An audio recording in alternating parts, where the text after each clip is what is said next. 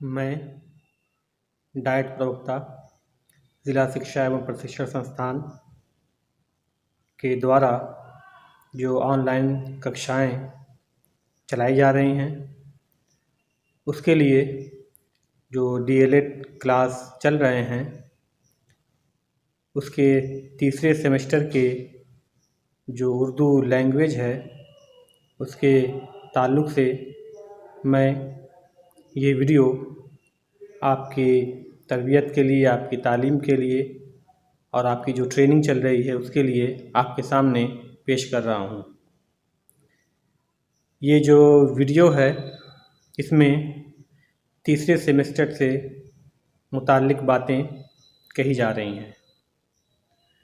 इसमें आपके सिलेबस में जो चीज़ें हैं, जो कंटेंट हैं, उसको बताने से पहले मैं आज की इस क्लास में पहले ज़ुबान क्या है, ज़ुबान की अहमियत और अफ़ादियत क्या है, उसके ताल्लुक़ से कुछ बातें आप लोगों को बताना चाहूँगा।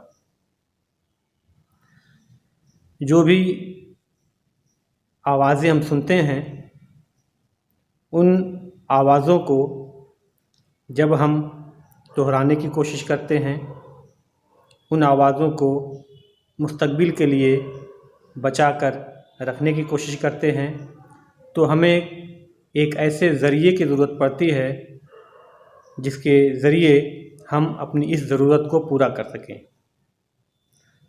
और फिर उन आवाज़ों को हम मुख्तलिफ़ निशानियों के ज़रिए क़ैद करने की कामयाब कोशिश करते हैं और ये निशानियाँ ही हुरूफ़ की शक्ल में हमारे सामने मौजूद हैं।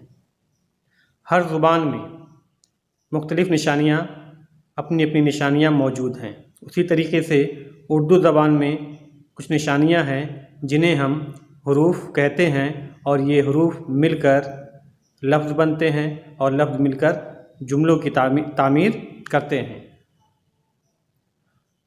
आम तौर पर ये मान लिया जाता है कि जो ज़ुबानें होती हैं वो गुफ्तगू करने का एक ज़रिया होती हैं, लेकिन दरअसल ज़ुबान सिर्फ़ गुफ्तगू करने का ज़रिया ही नहीं है। अगर हम ये मानते हैं कि ज़ुबान गुफ्तगू करने का सिर्फ़ एक ज़रिया है तो ये एक महदूद सोच होगी। दरअसल ज़ुबान का दायरा इससे भी कहीं ज़्यादा वसी है। हम जो सोचते हैं उसमें भी एक ज़ुबान की ज़रूरत पड़ती है। हम जो एहसास करते हैं, जो महसूस करते हैं, उन एहसासात को बयान करने के लिए भी एक ज़ुबान की ज़रूरत पड़ती है। हम जो अमल करते हैं और उस अमल का जो रद्द अमल होता है उसमें भी हमें एक ज़ुबान की ज़रूरत पड़ती है। तो इससे ये साबित होता है कि ज़ुबान सिर्फ़ गुफ्तगू करने का ही ज़रिया नहीं है, बल्कि ज़ुबान का जो दायरा है वो काफ़ी वसी है। हम जो सोचते हैं, जो एहसास करते हैं, जो अमल करते हैं, जो रद्द अमल करते हैं, उन सब में ज़ुबान की ज़रूरत पड़ती है। ख़ास तौर से उन लोगों के लिए ज़ुबान की अहमियत और ज़्यादा हो जाती है जो बच्चों के दरमियान काम करते हैं, यानी कि उस्ताद, मुअल्लिम। जो मुअल्लिम ज़ुबान पढ़ाते हैं, ज़ुबान की दर्स व तदरीस का काम सरअंजाम देते हैं, उनके लिए ये निहायत ज़रूरी है कि वो जानें कि ज़ुबान क्या है और उसकी दर्स व तदरीस किस तरीक़े से की जाए। जब दुनिया में बच्चा आता है तो जब उसकी ज़ुबान खुलती है तो सबसे पहले वो अपनी मादरी ज़ुबान में ही अपने ख़याल का इज़हार करता है। मादरी ज़ुबान यानी कि वो ज़ुबान जो बच्चा माँ की गोद में ही सीखता है और फिर उसी से वो धीरे धीरे अपनी तरबियत पाता है, अपनी तालीम पाता है। तो अगर बच्चे को अगर उसकी मादरी ज़ुबान में दर्स दिया जाए, तालीम व तरबियत दिया जाए तो वो काफ़ी असरदार होगा। बच्चे जो ज़ुबान बोलते हैं या जो ज़ुबान वो ज़्यादा बेहतर समझते हैं वो मादरी ज़ुबान ही होती है। लेकिन हम ज़ुबान के ताल्लुक़ से बात कर रहे हैं तो ये चीज़ जानना ज़रूरी है कि जब बच्चा हमारे स्कूल में आता है तो हम देखते हैं कि जो बच्चा मासूम होता है, छोटा होता है, तो वो जो ज़ुबान बोलता है उस ज़ुबान के ताल्लुक़ से उसके जो जिस्मानी हरकत होते हैं वो भी उसके ज़ुबान से रब्त बनाते हैं। यानी कि आम तौर पे हम देखते हैं कि बड़े लोग, कभी कभी ऐसा होता है कि जो ज़ुबान बोलती है वो उसके जिस्म उस ज़ुबान का साथ नहीं देते हैं, लेकिन बच्चों के साथ ऐसा नहीं होता। बच्चे मासूम होते हैं, बच्चे जो ज़ुबान बोलते हैं वैसे ही उनके जिस्मानी हरकत भी होते हैं। जैसे बिल्ली, नदी, लहर, ये सारी चीज़ें अगर हम बच्चों के सामने कहें या ज़िक्र करें तो शायद बच्चा इसको ठीक तरीके से ना समझ सके। अगर बच्चे ने घर पे बिल्ली देखी होगी तो वो समझ जाएगा, लेकिन अगर नदी और लहर की बात करें तो वो बच्चा नहीं समझ सकेगा। तो इसको बताने का मतलब ये है कि जब हम बच्चों को ज़ुबान सिखाएं तो नदी की बात करें या लहर की बात करें तो हम उसको वो चीज़ दिखाएंगे तो बच्चे में ज़ुबान सीखने की जो तेज़ी है वो और ज़्यादा बेहतर होती जाएगी। तो इस तरीके से बच्चों में ज़ुबान की इर्तिक़ा के लिए ये ज़रूरी है कि बच्चों के साथ बच्चों की सलाहियत, काबिलियत और सीखने की जो एक कोशिश होती है उसके बिना पर हम ज़ुबान की दर्स व तदरीस करें। बच्चों की ज़ुबान की तरक्की के लिए जो घर के वालिदैन हैं, जो घर के बड़े हैं और जो उस्ताद हैं, उनके ऊपर एक बड़ी ज़िम्मेदारी होती है। बच्चा जब स्कूल आता है तो आम तौर पर मुअल्लिम ये उम्मीद करता है कि बच्चा अपने घर से जो ज़रूरी ज़ुबानी तजुर्बात हैं उन तजुर्बात को देख कर आया होगा। मुअल्लिम का ये सोचना गलत है।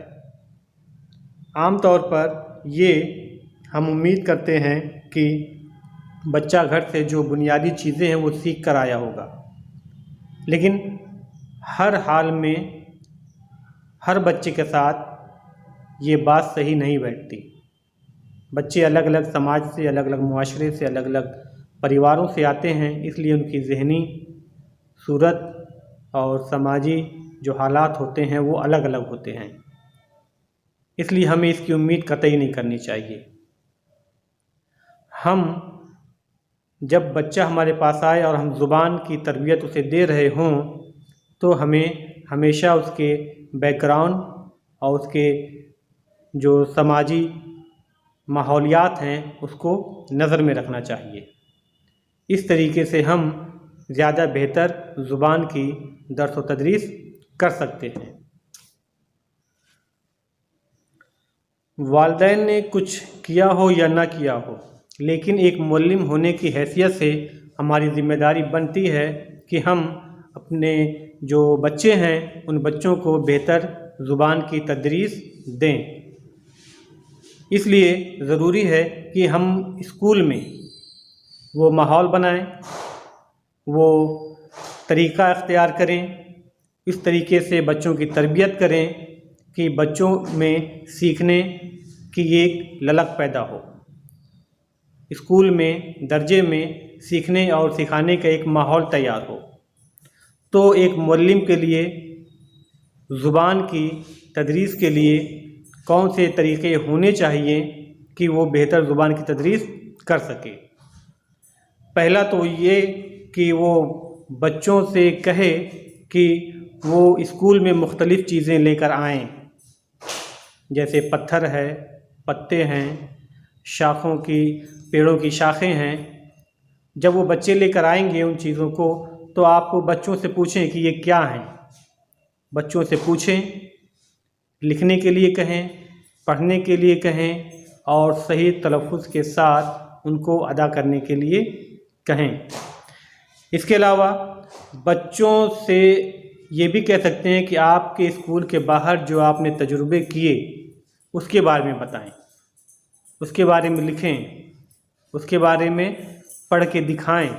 ये भी बच्चों के दर्स और तदरीस का एक मौसर तरीक़ा हो सकता है। इसके अलावा बच्चों को हम क्लासरूम के बाहर यानी स्कूल के बाहर, स्कूल के अतराफ़ ले जाएं और उनसे स्कूल के अतराफ़ का मुआयना करने के लिए कहें, उसके बारे में गौर व फ़िक्र करने के लिए कहें। तो वहाँ मौजूद सारी अशिया, सारी चीज़ों को देखेंगे और उसके बारे में अपने ख़्याल पेश करेंगे। वो वहाँ पे टूटा हुआ पुल देख सकते हैं, कुआं देख सकते हैं, खेतों में काम करते हुए मज़दूरों को देख सकते हैं। और जब वो देख कर आएंगे तो आप उनके बारे में उनका तज्ज़िया करने को कह सकते हैं, उसके बारे में लिखने को, फिर पढ़ने को और फिर उसको बोलने को कह सकते हैं। ये ज़ुबान की तदरीस का एक मौसर तरीक़ा हो सकता है। अगर ये माहौल किसी स्कूल में नहीं है, दर्स व तदरीस का ये माहौल नहीं है, तो उस स्कूल में, उस दरसगाह में ज़ुबान की तरबियत मौसर तरीक़े से नहीं की जा सकती। जो तालीमी दौरे होते हैं वो ज़ुबान की तदरीस का, ज़ुबान की तरबियत का एक बेहतरीन मौका फ़राहम करते हैं। इसलिए ज़रूरी है कि हम पहले ज़ुबान को समझें और ज़ुबान को किस तरीके से हम अपने बच्चों में बेहतर तरीके से समझाएं ताकि बच्चे उस ज़ुबान को बेहतर तरीके से समझें और समझकर अपनी सलाहियत और अपनी काबिलियत को आगे बढ़ाएं और अपनी तरक्की की मंजिलों की तरफ आगे बढ़ें। ज़ुबान के ताल्लुक़ से और भी बहुत सारी बातें हैं। ये मेरा पहला वीडियो है और उसके बाद ज़ुबान के ताल्लुक़ से ही मैं एक और वीडियो आपके सामने पेश करूँगा ताकि ज़ुबान के मुताल्लिक़ जो भी और ज़रूरी चीज़ें हैं वो आप बेहतर तरीके से समझ सकें। तो आज के लिए बस इतना ही।